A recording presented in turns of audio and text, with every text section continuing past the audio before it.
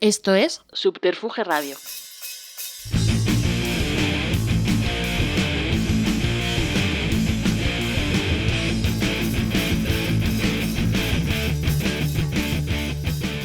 Bienvenidas y bienvenidos a una nueva entrega de Simpatía por la Industria Musical, el podcast donde apenas suena música, pero es de música de todo lo que se habla.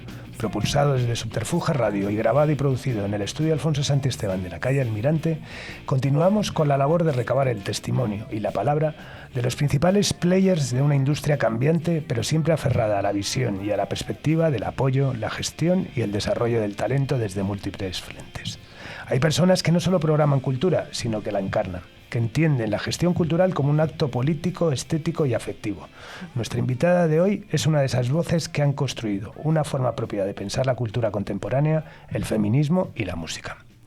Su nombre está detrás de algunos de los proyectos más estimulantes del panorama andaluz y también delante con columnas, podcasts y espacios donde la palabra y el pensamiento se abren paso. Una oportunidad para sumergirnos en su trayectoria, en su compromiso, en su mirada crítica e inspiradora y, sobre todo, en ese vínculo férreo entre cultura, música y transformación social. Un placer enorme recibir hoy, en Simpatía por la Industria Musical, en el estudio Alfonso Santisteban de la calle Almirante, a la palabra y el testimonio de mi amiga Cristina Consuegra. Por favor. Ay. Bienvenida. Muchas gracias, amigo. Nada. Esa es la palabra adecuada. Hombre, yo creo que ya enfrentarte a una entrevista, bueno, pues tiene todo eso, pero enfrentarte a una entrevista con una amiga ya es gloria pura. Entonces, bueno, quería hacer una intro que me salió rapidísimo. Otras veces me cuesta muchísimo hacer estas 4 líneas de introducción, pero cuando es alguien al que aprecias, respetas y admiras, como es mi caso, hacia tu persona, ha sido muy fácil, ¿vale? Muchas gracias. Así que nada. Son muchos años ya. Muchos años. Muchos años, amigo. Muchos años y además muchos años apoyándonos, pero bueno, sobre todo siempre aquí en esta santa casa que es Subterfuge, siempre te hemos estado muy agradecidos porque siempre has encontrado un hueco para todos esos frentes que haces y de historias y movidas, pues para contar con nuestros artistas, con nosotros, así que... Y vosotros siempre habéis sido muy generosos y muy profesionales. Y tenéis una cosa, si me permites, que estamos perdiendo, que es que no perdéis de vista en ningún momento que el trabajo se puede entender desde lo personal. Qué bueno, totalmente. Bueno, pues después de este autobombo mutuo, vamos a empezar a compartir con el resto del planeta la historia de Cristina Consuegra, que bueno, se me antoja, va a ser flipante. Bueno, para posicionar, ¿recuerdas ese primer momento en el que pensaste que te podías dedicar a la gestión cultural, a dedicar profesionalmente a estar cerca de la cultura? Bueno, es muy difuso. El momento no es firme y no es claro porque, claro, a mí se me junta... Siempre tuve muy presente que parte de mi vida o del diálogo con la vida para mí pasaba por la cultura. En el caso de la gestión cultural, que cuando yo empecé hace 22 años, es que no tenía nombre. Yo siempre cuento que yo decía, hago cosas en la cultura, porque no existía la expresión, ¿no?, gestión cultural o comisariado cultural, pero en mi caso fue una transición muy a lo largo del tiempo, porque no tenía todavía pues, bueno, recursos económicos para dedicarme exclusivamente a esto. Yo trabajaba como ingeniera y nada, fue una transición prolongada en el tiempo en el que yo no sabía exactamente qué es lo que estaba haciendo. Había mucho de instinto, de olfato, de combatir la desidia de los años 90 a través de la cultura, de la música, de las artes escénicas, de la literatura. Y claro, a mí se me juntaba también que vengo del sur, que además yo siempre he querido hacer cultura desde el sur, ¿no? Porque es muy fácil decir, venga, pues hago la mochila y me vengo a un centro de poder, ¿no? Que después no es nada fácil porque aquí hay muchísima oferta, ¿no? Demasiada. Y entonces, bueno, soy mujer andaluza y me quería dedicar a la cultura pública. Entonces eran como tres texturas que tuve que ir trabajando, 3 techos que tuve que ir derribando poco a poco. Algunos no siguen todavía ahí, más o menos firmes, pero no fue algo firme. Fue algo que me lo fui encontrando conforme yo iba trabajando en la cultura, conforme me dejaban, porque era una niña, era muy joven. Y Y ya hubo un momento en el que se me juntó lo personal, falleció mi padre súbitamente, entonces, bueno, estas cosas que la vida te alcanza, y rompí con todo. Dejé a mi pareja de entonces, dejé un oficio, una profesión que me daba mucho, un salario muy cómodo, y dije que necesitaba encontrar un lugar en el mundo a través de la cultura pública. Qué bueno. Y siempre desde un prisma además, digamos, multidisciplinar, ¿no? Porque Sí. eres una persona asociada a la música, por eso nuestro nexo, asociada a la literatura, Sí. al cine, ¿no? Entiendes la Es cultura muy como un horizontal, ente... sí. No, nunca he encontrado, o sea, un canal único, ¿no? Siempre creo que, por ejemplo, vuestros artistas, ¿no? Siempre han estado para mí muy vinculados a otras disciplinas. A ti también te ha pasado con tu olfato, ¿no? Y tu instinto.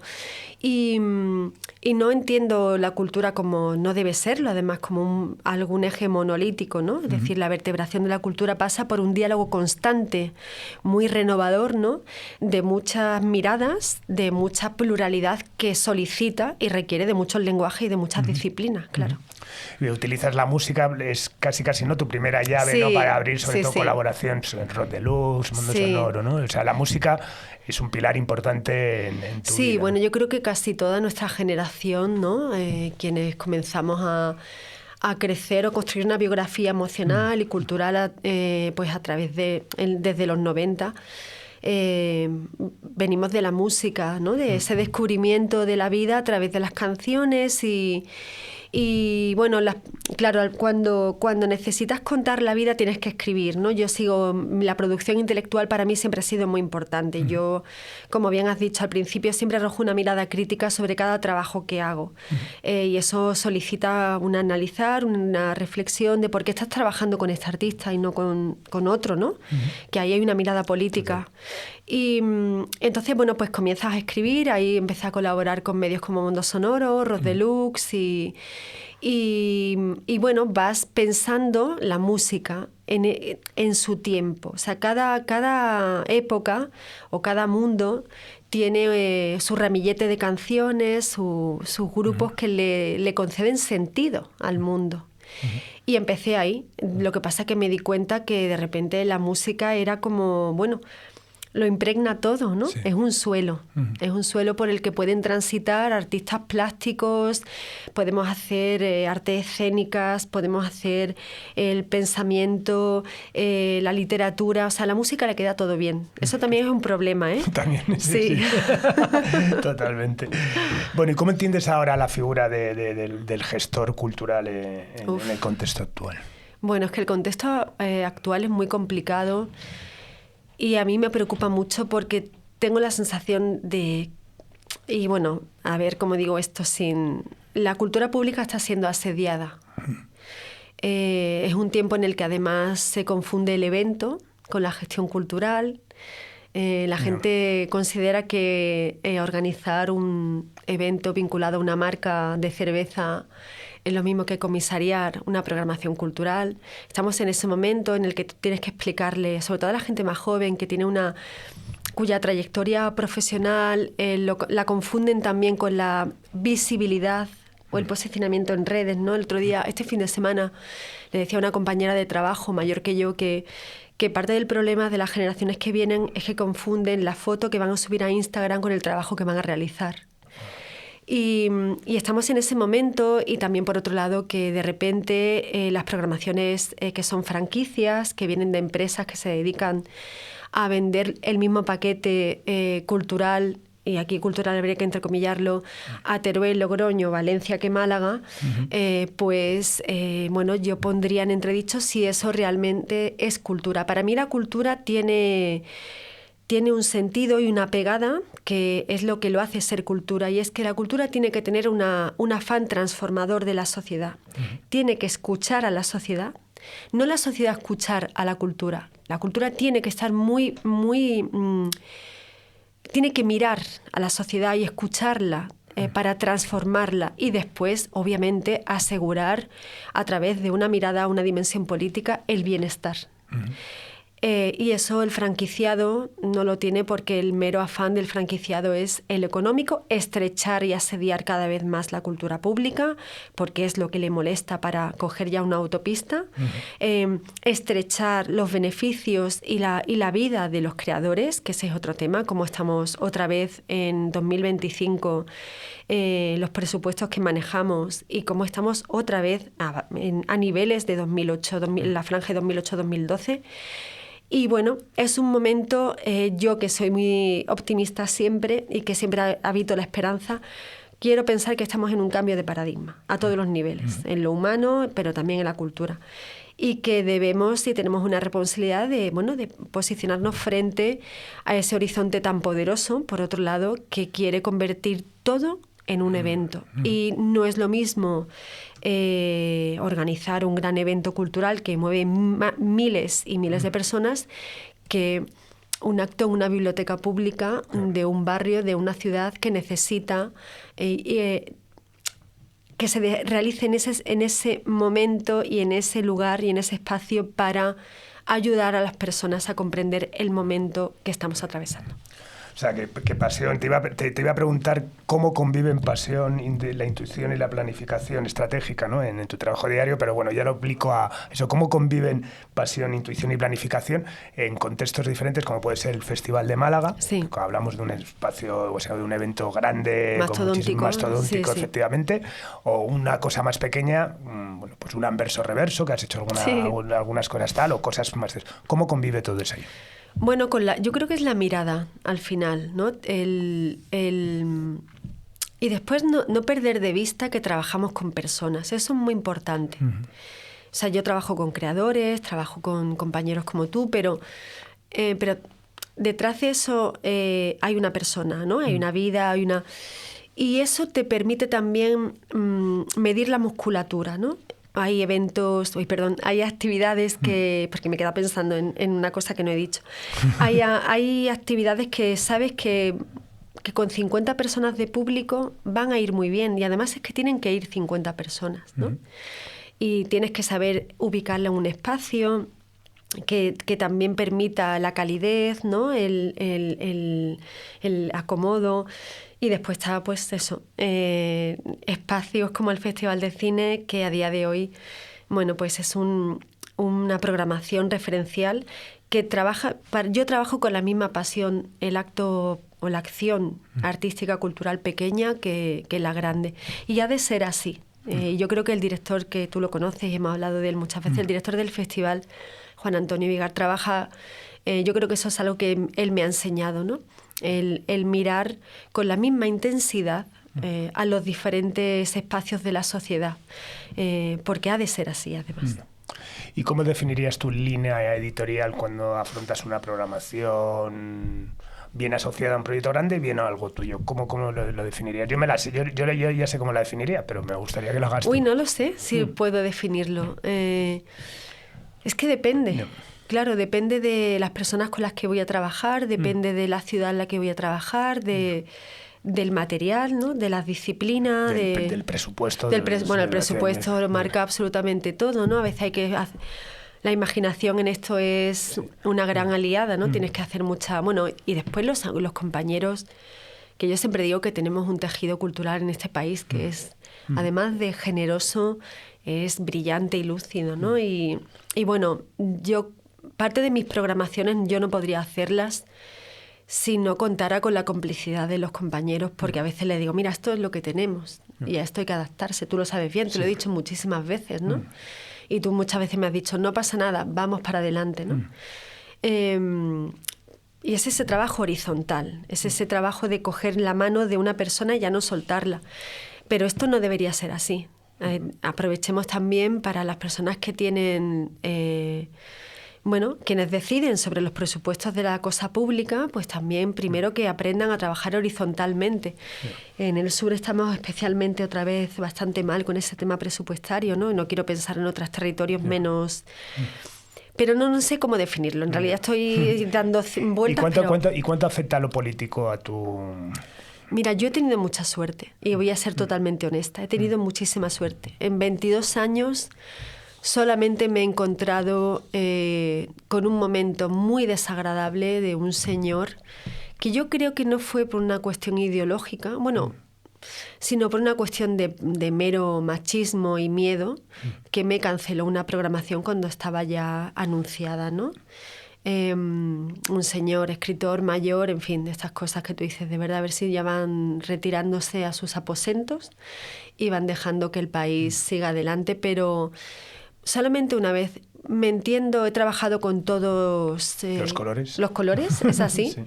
A día de hoy trabajo con todos los colores y no me he encontrado nunca, al contrario, me he encontrado gente muy generosa, muy buena, gente que ama la cultura pública en todos los ámbitos, en todos los colores. Y no sé si ha sido una cuestión de azar o que el destino, ¿no?, me ha ido llevando por esa vía. También he tenido olfato, es decir, a mí nunca he querido estar donde ha estado el poder. Entonces yo creo que ahí a lo mejor sí es más complicado, ¿no? Claro. Donde se mueven grandes cantidades de dinero, que además yo por otro lado nunca sé cómo se llega, ¿eh? También te lo digo. Yo siempre digo, hay señores que llevan trabajando en esto 1 año y que ya están en los salones, ¿no? Sí, y tú dices... ¿Cómo? ¿Cómo? ¿No? Sí. ¿Cuál era la puerta? ¿No? Porque... ¿Y cuáles son los retos de programar cultura en una ciudad mediana frente a una gran ciudad? ¿Cómo equilibras se equilibra lo local con la invitación de fuera? Sí. Bueno, hay que poner a dialogar. Es que para mí el diálogo es muy importante, es la base de todo. Hay que, por un lado, tú lo sabes bien, que muchos creadores o artistas de esta casa se han venido al sur a dialogar con artistas locales, ¿no? Y yo creo que es el diálogo. O sea, tienes que adaptarte, por un lado, a cada sociedad. Tienes que saber de qué va cada sociedad, porque Málaga, la Málaga de hace 20 años no tiene nada que ver con la de ahora. Claro. O sea, Málaga ya está en la agenda, ¿no? Está en la conversación pública, por así decirlo. Por ejemplo, programar ahora en Málaga es muy difícil, lo hemos hablado tú y yo en alguna ocasión, porque hay muchísima oferta para un público todavía no educado o todavía no lo suficientemente fortalecido para o mayoritario, ¿no? Para que tengamos respuesta a tanta oferta.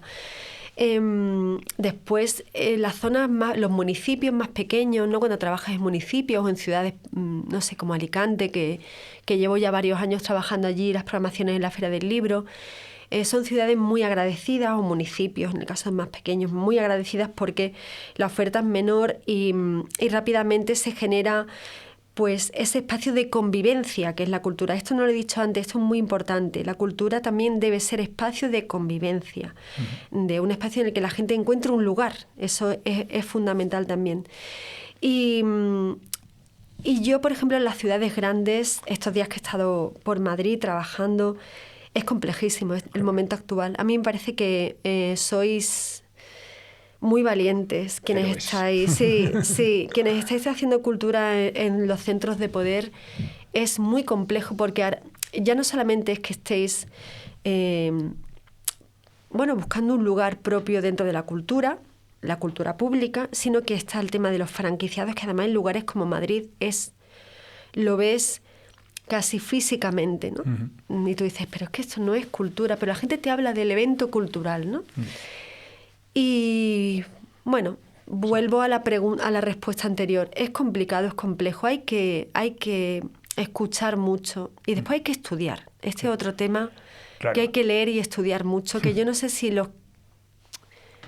parte de los profesionales que están en esto... Claro. No, hombre, además, claro, dices, no, Cristina Consuegra, gestora cultural, su foco de trabajo principal es Andalucía, pero claro, no es lo mismo trabajar el Festival de Flamenco de Jerez, claro, con el Torremolinos Cinema, ¿no? Totalmente. O sea, tú piensas en el sur, pero no tienen absolutamente que ver. Y el sur es, claro, Andalucía, hay tantas Andalucías dentro que es complicadísimo.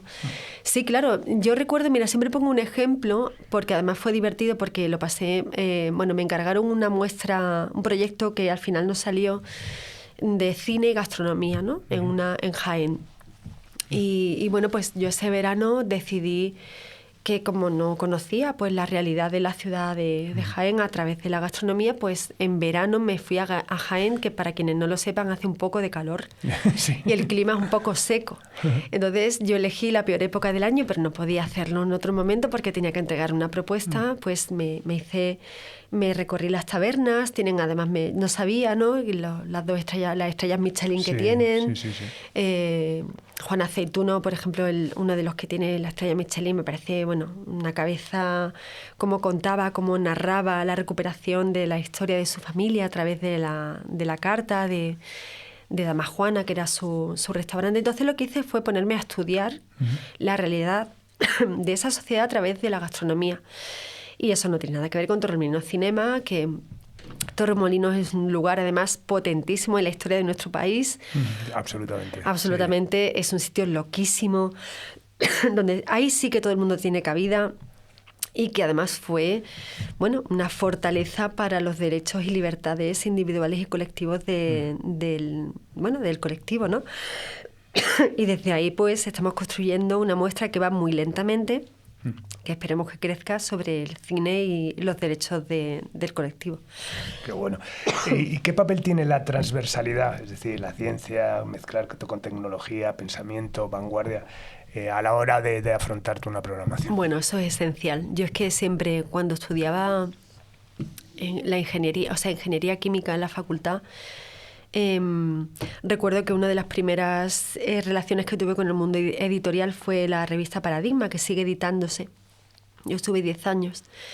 Y apostábamos por la tercera cultura. Yo creo que uno de los mayores errores en el ámbito de la educación, y que además nos empobrece como seres humanos, es esa división absurda que se hace entre humanidades y ciencia. La curiosidad es lo que nos ha traído hasta aquí. La curiosidad y la imaginación. Y eso solicita del conocimiento de la ciencia, de la tecnología y de las humanidades. Y más en este tiempo en el que de repente nos hemos visto al trote de una transformación digital que nadie nos ha explicado. Es decir, aquí, con la irrupción de la pandemia, nos han puesto una serie de imposiciones y de imperativos que está dándole ingresos y beneficios muy ingentes y generosos a 4 o 5 señores blancos, heterosexuales y obsesionados consigo mismos, que están en lugares que nadie sabe exactamente dónde están fiscalmente, y nos han puesto a trotar en un montón de vacíos que están modificando nuestra identidad, nuestra manera de relacionarnos, de tener sexo. Y esto solicita con más contundencia que nunca y pasión que nunca que expliquemos la cultura, la sociedad, el pensamiento, la literatura a través de la ciencia y la tecnología. Hay que meterla sí y solo sí, como por un término matemático, en las programaciones culturales, porque además esto sí que es una responsabilidad de quien programa y de quien comisaria. Quien no incorpore las disciplinas tecnológicas y científicas en el ahora cultural está haciendo un mal trabajo. Totalmente. Bueno, fuera de micro hemos estado hablando de Paco, del Niño de Elche, que justo tu predecesor en este programa, y bueno, que me encantó esa entrevista que habéis hecho en el Jotdown, que fue muy inspiradora, además para preparar la mía, y quería ir un poco a eso, al periodismo, ¿no? Al final ha sido también, como hablamos de la música, ha sido una base clave dentro de tu formación como gestora cultural. El periodismo también ha sido importante, ¿no? ¿Cómo ha evolucionado tu relación con en todos estos años y en qué punto está ahora? Pues, bueno, ahora mismo para mí está si lo contrasto, lo valoro con mi trayectoria anterior, está en un muy buen momento. O sea, me siento muy valorada, ¿no? Que, sabes, por el tema que decía al principio, eres mujer, vienes de Andalucía, tu voz cuesta que se escuche un poco más, ¿no? Que el cómo quieres, desde dónde quieres mirar, ¿no? Y desde dónde quieres contar las historias que consideras que tienen que ser contadas, ¿no? Y mi relación con el periodismo cultural o con la crítica, yo creo que más bien ha sido una aproximación siempre a través de un mirar crítico, ¿no? Pues siempre ha sido por la necesidad de ese estudio. Es que al final la parte más hermosa de mi profesión es todo lo que aprendo.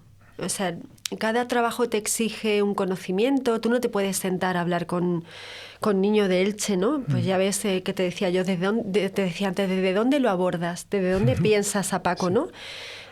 Paco es una criatura mitológica, ¿no? O sea, es una cosa que tú dices, qué hermosa.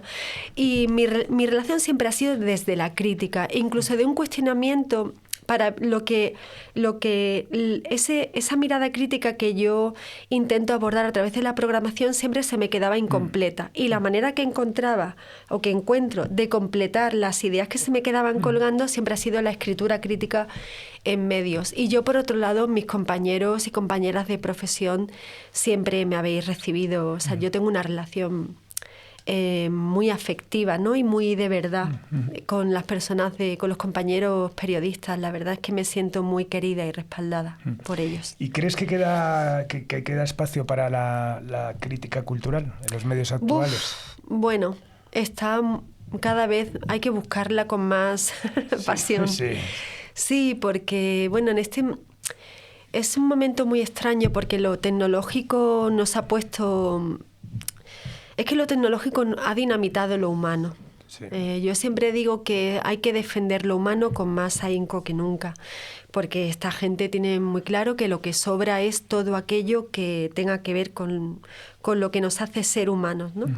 Entonces, de repente, todo el tema de las redes sociales, que cada red social es diferente, pero siempre hay una cosa todo lo que tenga que ver con la exhibición del yo, no deja de llevarnos a una competición con el otro, ¿no? En lugar de verlo como algo horizontal o de mano tendida, pues al final siempre se malinterpreta como una competición. Y eso hace que, por un lado, lo poco que va quedando, que cada vez queda menos, muy mal pagado también, pues eso provoca que lo crítico desaparezca en ocasiones, no siempre frente a la caricia en el lomo, como yo digo. Es decir, frente a ese análisis crítico que solicita toda acción artística o disciplina cultural, pues en ocasiones se lleva a yo voy a dorarle la píldora un poquito a este señor, a esta señora, a este editorial o este tal para ver si me llevan.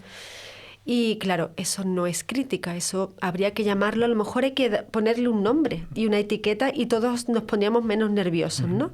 Porque claro, a veces te venden como crítica, que tú dices, bueno, esto no es, aquí no hay un análisis crítico. Tú puedes hablar, por supuesto, yo por ejemplo soy de las que piensa que yo no estoy cómoda hablando mal de alguien. Yo cuando creo que la trayectoria o el creador...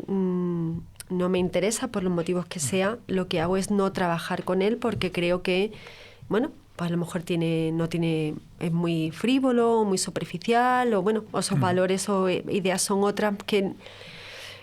Pero no me gusta hablar mal. Lo que hago es no poner el foco ahí, ¿no? No alumbrar. Pero la crítica solicita de variables críticas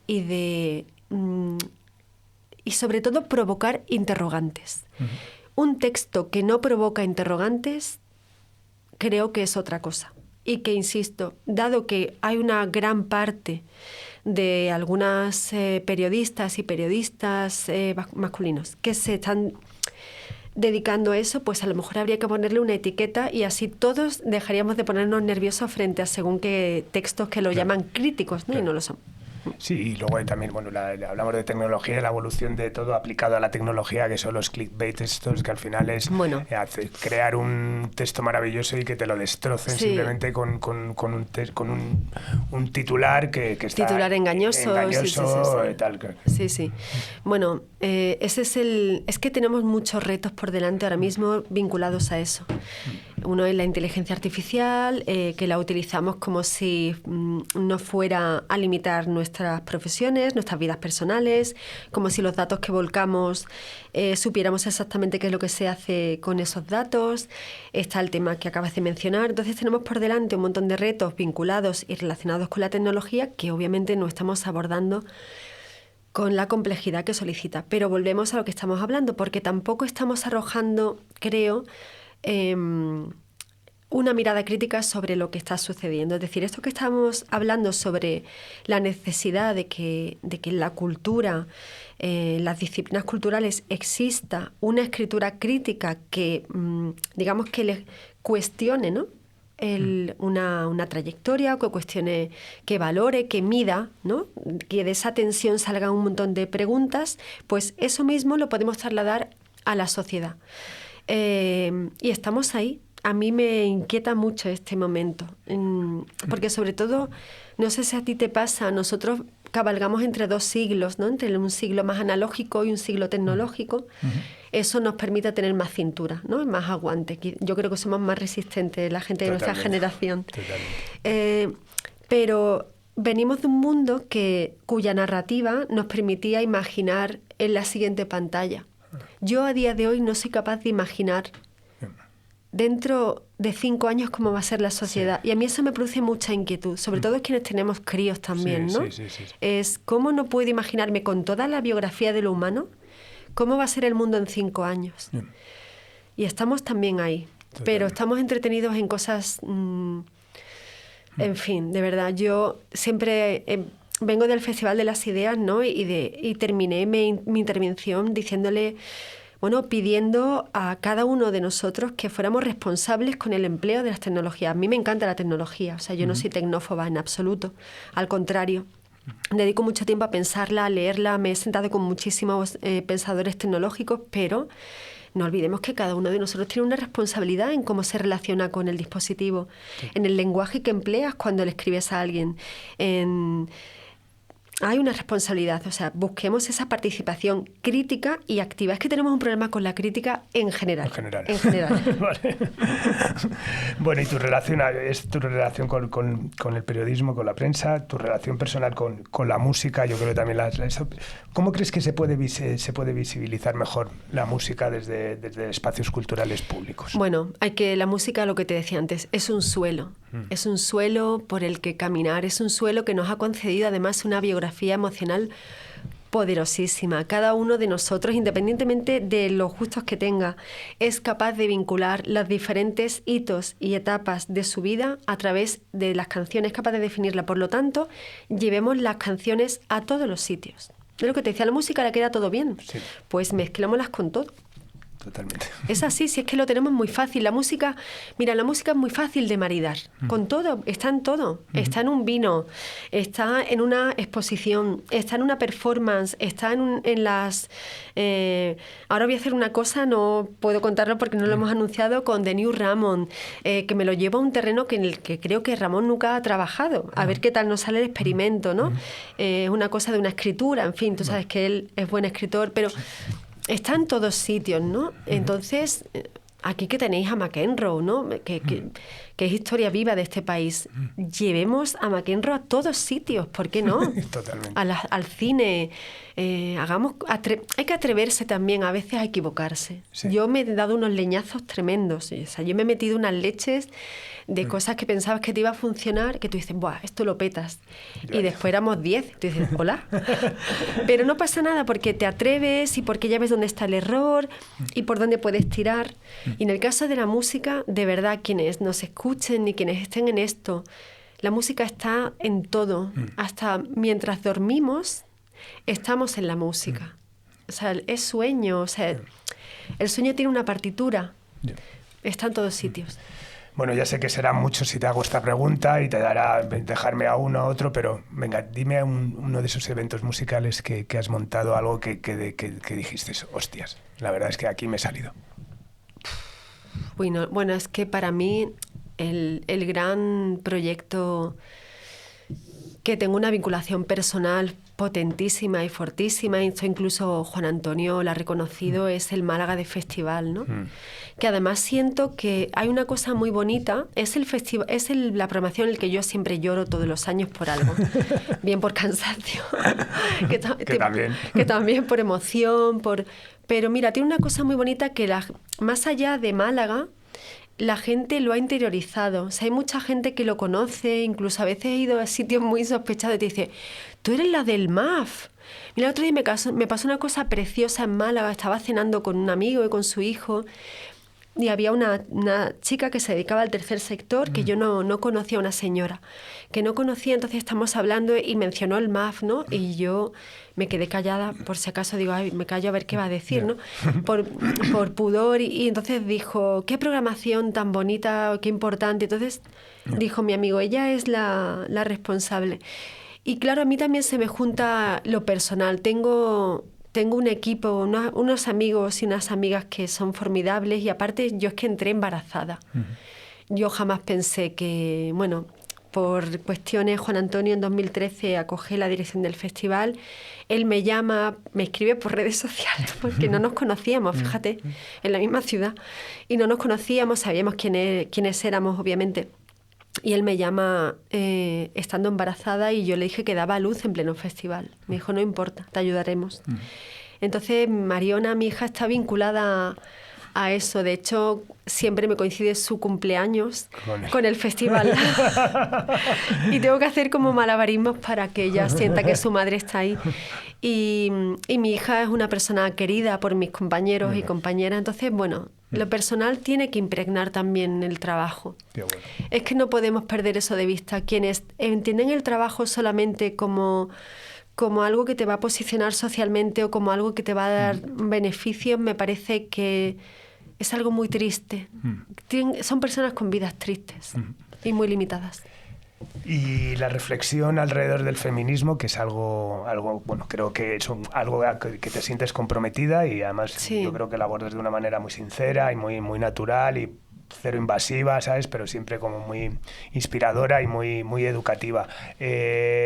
¿Cuáles son los retos que se sigue enfrentando la mujer y en la gestión cultural? Vamos a focalizar en tu sector. Bueno, ahora mismo son todos, porque ha habido un retroceso muy evidente, ¿no? Muy notorio. Yo creo que lo sabemos todos. Da igual si eres feminista o no. Sabemos que hay un retroceso también de conquistas sociales. Yo me veo de repente justificando cuestiones que pensaba que no tenía que justificar, ¿no? El por qué está una persona u otra, y bueno, estamos ahí porque este momento, volvemos a lo que hablábamos antes de este cambio de paradigma debido a la transformación digital, ¿no? Nos ha metido en la sociedad señores y señoras que huelen a naftalina, ¿no? Y los tenemos otra vez aquí socialmente posicionados y legitimados, ¿no? Y bueno, ahora mismo es todo. Yo tengo la sensación de que hay un poco como de reseteo. No de puesta a cero, porque eso no sería injusto, porque hemos avanzado mucho, pero sí hay un reset. Yo me veo este año, además, que, bueno, ya te digo, justificando, no quiero llevarlo al terreno personal, pero debido a un reportaje de una entrevista que nos hicieron a varias mujeres este año en El País, un reportaje coral sobre bueno, cómo nos estábamos relacionando hombres y mujeres, ¿no? Que había como una especie de, es muy evidente, de desajuste en las relaciones contemporáneas entre hombres y mujeres. Entonces hablábamos mujeres que estábamos solteras. Yo me sorprendí muchísimo por la virulencia de la respuesta de muchos hombres y mujeres, ¿no? Yo recuerdo, no voy a decir el nombre por no comprometerme, pero recuerdo una periodista del ente público que incluso opinó sobre mi feminismo. ¿No? De repente tú dices, estamos aquí otra vez, o sea, estamos otra vez aquí peleándonos por... Entonces es un momento extraño, pero mira, y esto sí es importante que se entienda o se comprenda. El tecnocapitalismo ha entendido muy bien y muy rápido que hay que fulminar lo humano, ¿no? Por eso atenta contra todo lo que tenga que ver con lo presencial, con lo corpóreo, con lo físico, porque yo siempre digo lo mismo, es un ejemplo muy tonto, es decir, tú no insultas igual por un WhatsApp que cuando tienes a la persona enfrente. Hombre, totalmente. Eso lo modifica todo. Y ha entendido muy bien que el feminismo, como contrapoder que es, había que primero fragmentarlo, que es lo que nos ha pasado, ¿no? Esta cosa loca de las peleas de las diferentes movimientos dentro del feminismo, y después la fragmentación de la agenda feminista. Yo a día de hoy, yo tengo muy claro cuál debe ser la agenda feminista, ¿no? Es decir, la igualdad entre hombres y mujeres, ya está. Pero está rota, está hecha mil pedazos. Entonces, el momento actual es de reset. Y esto también es importante, hay que ayudar a la gente a comprender ¿qué es el feminismo? Yo no puedo pedirle a un señor de 70 años que viene de una educación concreta que sepa lo que es el feminismo, claro. Ni puedo pedirle que sea feminista. Sería absurdo por mi parte. Pero sí puedo sí puedo ayudarle a través del desarrollo de programaciones culturales, del trabajo de artistas, de creadores, a tenderle la mano, porque yo creo que el feminismo tiene que tender mano a las personas que no están en esto, que no lo comprenden. Y pasa lo mismo con todo lo queer. Tú no puedes pedirle a una pedanía de 600 personas, o de 60, 30, 40, que entiendan el lenguaje queer. O sea, tenemos que ayudar a las personas a comprender este momento. Y dentro de este momento, el feminismo. Y en ese sentido, la cultura y la educación son fundamentales. Y creo que también hay una labor importante de desarrollo de esa mano tendida al otro para que comprenda qué es el feminismo. El cine en eso tiene un poder transformador descomunal, ¿no? Yo siempre explico que igual que los yanquis comprendieron la transición de la contracultura al blockbuster, es decir, el paso de Easy Rider del 69 a Tiburón en el 70, ¿no? 75, ¿no? Me parece 75, pero bueno, ya empezaron todos estos gurús, ¿no? Sí. Parte de nuestra educación, de nuestra generación viene de ahí, comprendieron que la manera de colonizar el mundo era a través del lenguaje cinematográfico, ¿no? Entonces, yo creo que también el feminismo en ese sentido, y más el cine actual que se está haciendo en España, que es poderosísimo, está ayudando a comprender lo humano y a comprender una parte del humano a través del feminismo. O sea, ¿y tú crees que realmente hay un retroceso? Es decir, por ejemplo, cuando coordinaste lo de Coordenadas, sí. Pensar la sociedad en clave feminista, que fue una acción que hiciste hace años, ¿crees que hay cosas que incluso de conclusiones que se sacaron en ese momento? ¿Sí? Bueno, sí, de repente... Bueno, es que hay gente que te niega la desigualdad. Claro, es que hay gente que te niega que exista la violencia machista. Es que estamos en ese momento. Yo siempre digo lo mismo, yo procuro no... ¿Y les da miedo a las instituciones quizás incluir? Sí que hay, ahora sí que hay. Ahora sí que, digamos, no miedo, pero hay un nerviosismo. Sí, ahora cuando dices... no te metas en esos temas, tal, si de repente... evitarlo, tal. O, por ejemplo, no te metas ahí, pero sí hay que, por ejemplo, en reuniones de coordinación, te dicen, a ver cómo contamos esto. O sea, claro. Porque obviamente no hay que perder de vista que hay cosas que hay que contar. Pero ahora hay que estar como... a ver cómo contamos esto, ¿no? Porque además tenemos encima, claro, cuando hice Coordenadas, las redes sociales no estaban tan encima, ¿no? Claro. Y aparte, como nadie se molesta nunca en leer nada, sino que la gente quiere esa notoriedad de la rapidez, de lo que, bueno, voy a tener mi momento de gloria durante 5 minutos, porque a los 5 siguientes minutos ya la conversación pública va por otro sitio y solicita otros titulares y otros tweets u otros comentarios, ¿no? Pero sí estamos, ya te digo, ya desde el momento en el que nuevamente tenemos una parte considerable de la sociedad que niega la violencia machista con las cifras de mujeres asesinadas que tenemos en este país, de niños y niñas, desde que las contamos. Sí. Cuidado. Claro. Desde que tenemos cifras. Y hay gente que niega que eso sea una realidad, pues tenemos otra vez un problema dentro, sí. ¿Y cómo puedes evitar que el feminismo quede instrumentalizado como una etiqueta vacía? Bueno, incluso también vacía y que sirva para blanquear. Exacto. Claro. Que también a veces ha sucedido y... Bueno, aquí hay que ser valiente. Yeah. Y a veces hay que irse de lugares en los que... y perder trabajo. Es así. ¿Y quién ha sido, en el mundo del feminismo, quién ha sido tu referente? Que su mirada te haya marcado especialmente. Muchas. Mira, a día de hoy estoy muy obsesionada y muy pegada, porque además a mí me gustan las mujeres rudas. A mí me gustan las mujeres que no lo ponen fácil. No sé, me gusta... Vivian Gornick, por ejemplo, me lleva a lugares que yo no hubiera llegado sola, ¿no? Me parece...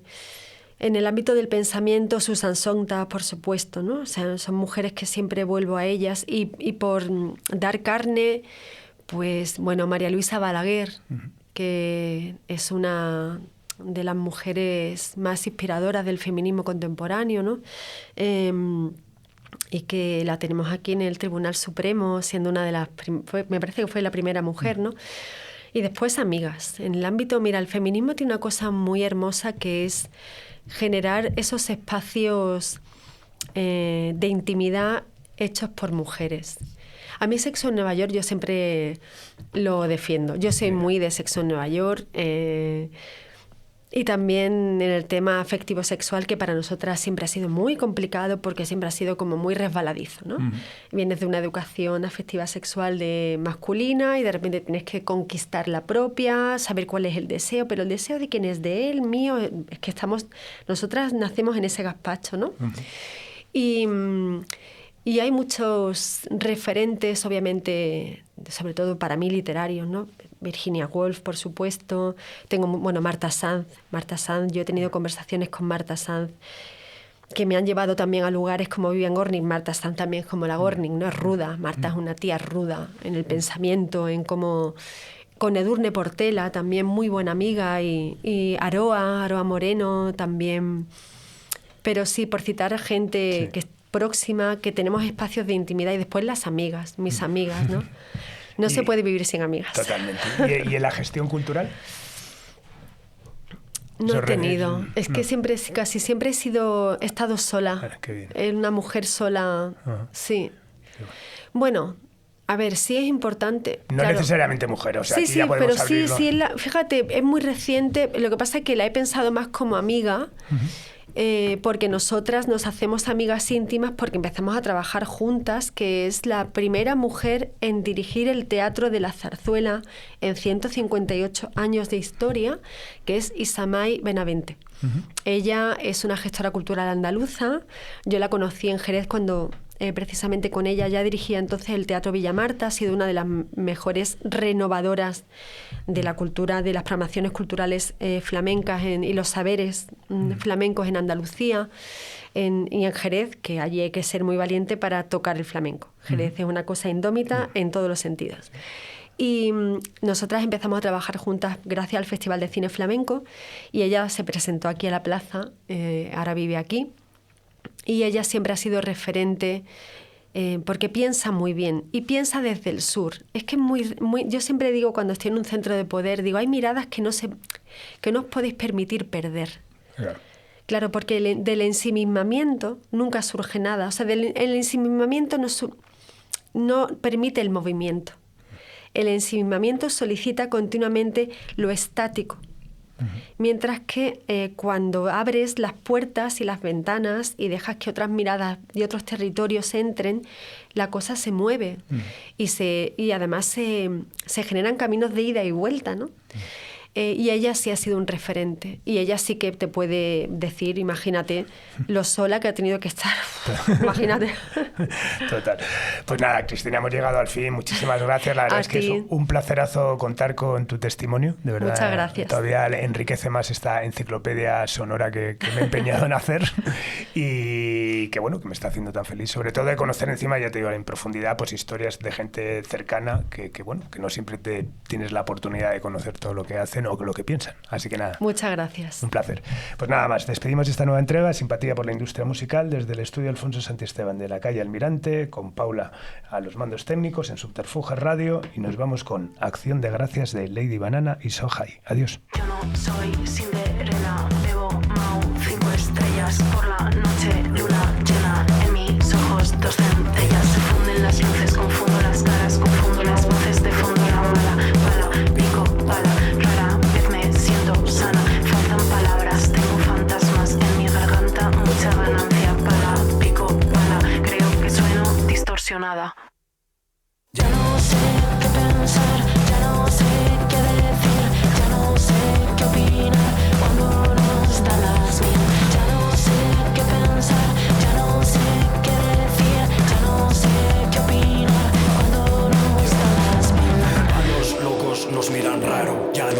raros, nos llaman locos. Cortocircuitos, cables cruzados, el vana cerrado, yo vago, invoco. Alta ansiedad, desquicio inminente, por calles perdido, pregunto a la gente. Desubicado en tiempo real, mi vida en peligro, pero soy